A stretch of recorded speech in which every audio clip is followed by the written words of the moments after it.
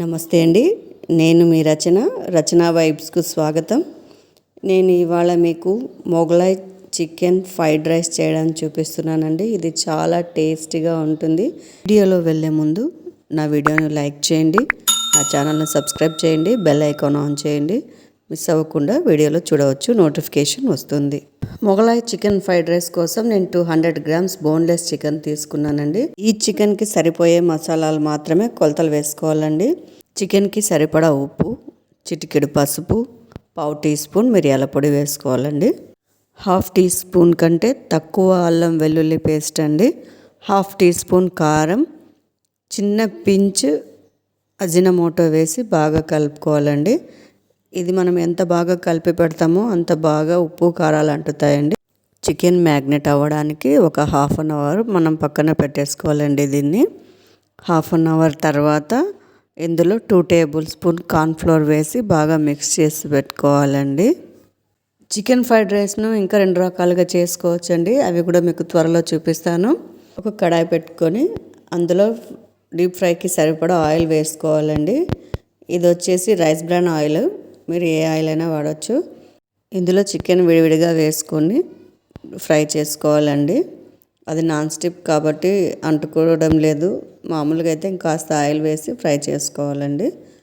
ఇలా అంతా లైట్గా ఫ్రై చేసుకొని మధ్యలో ఒకసారి సిమ్లో పెట్టి ఫ్రై చేసుకోండి. ఇలా చేయడం వల్ల పిల్లలకు చికెన్ తినడానికి ఈజీగా అవుతుంది. ఎక్కువ హై ఫ్లేమ్లో పెట్టి చేస్తే అవి గట్టిగా అవుతాయండి, పిల్లలు తినలేరు దానిలను. చికెన్ ఫ్రై అయ్యాక ఒక బౌల్లో తీసి పెట్టుకోండి. మిగిలిన చికెన్ కూడా ఇలాగే వేసి ఫ్రై చేసుకొని పక్కకు పెట్టేసుకోండి.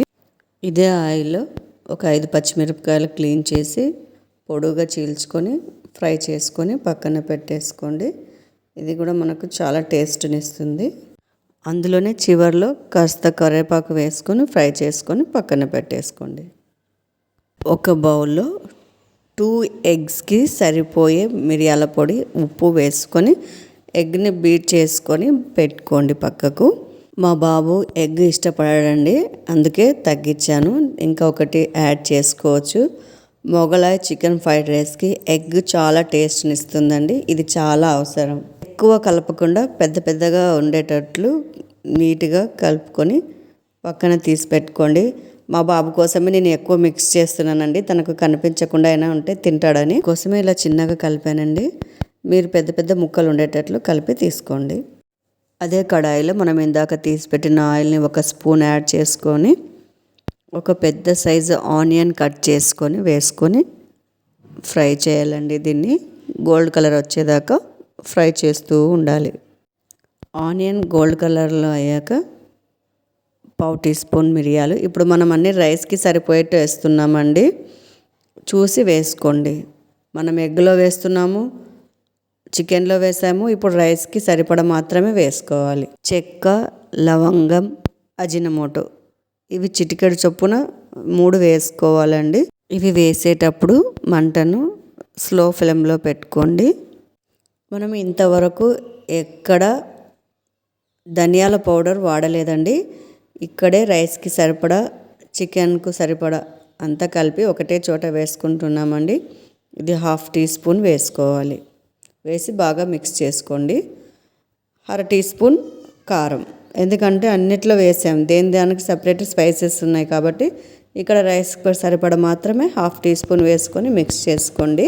ఇది కాస్త ఫ్రై అయ్యాక ఇందాక మనం ఆయిల్లో ఫ్రై చేసి పెట్టుకున్న చికెను, చిల్లీస్, కరివేపాకు, ఎగ్ అన్నీ కలిపి మిక్స్ చేసుకోవాలండి. ఇదంతా స్లో ఫ్లేమ్లోనే చేసుకోండి, లేకపోతే కారం మాడిపోతుంది. ఇవన్నీ బాగా మిక్స్ చేసుకుంటూ ఒక 5 నిమిషాల పాటు అలాగే స్లో ఫ్లేమ్లో పెట్టేసేయండి. దీన్ని 5 నిమిషాల తర్వాత 1.5 teaspoon chilli sauce, 1 teaspoon vinegar, 1.25 teaspoon soya sauce వేసుకోవాలండి. వీటన్నిటిని మిక్స్ చేసుకొని అందులో కాస్త కొత్తిమీర వేసుకొని కలిపి దించేసుకోండి. ఈ సాసులు వేసాక ఎక్కువసేపు కుక్ చేయకండి, టేస్ట్ అంతా పోతుంది. 1 నిమిషం ఫ్రై చేసుకొని తర్వాత కొత్తిమీర వేసుకొని రైస్ వేసుకొని మిక్స్ చేసుకోవాలండి. ఇందులో ఎగ్ క్వాంటిటీ ఎక్కువ వేసుకున్నప్పుడు రైస్లో వేసుకునే మసాలాలు తగ్గించుకోండి, అప్పుడు చాలా బాగుంటుంది, లేకపోతే స్పైసెస్ ఎక్కువ అవుతాయి. ఇదిగోండి, ఎంతో రుచికరమైన Mughlai chicken fried rice ready. మీరు ట్రై చేయండి, ఎలా వచ్చిందో కమెంట్స్లో పెట్టండి. మీకు ఈ వీడియో నచ్చింది అనుకుంటున్నాను.